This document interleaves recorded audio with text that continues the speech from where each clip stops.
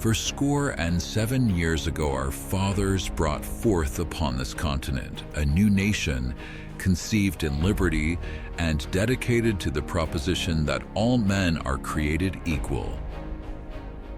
Now we are engaged in a great civil war, testing whether that nation or any nation so conceived and so dedicated can long endure.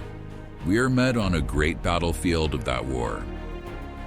We have come to dedicate a portion of that field as a final resting place for those who here gave their lives, that that nation might live.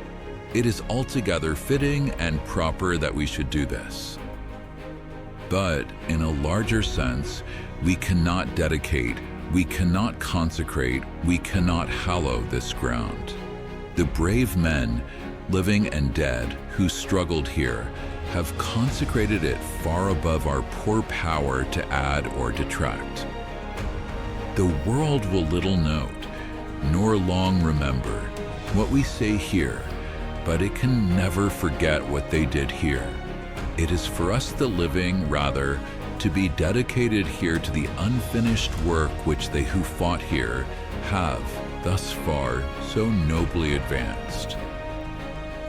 It is rather for us to be here dedicated to the great task remaining before us, that from these honored dead we take increased devotion to that cause for which they here gave the last full measure of devotion, that we here highly resolve that these dead shall not have died in vain, that this nation under God shall have a new birth of freedom, and that government of the people, by the people, for the people, shall not perish from the earth.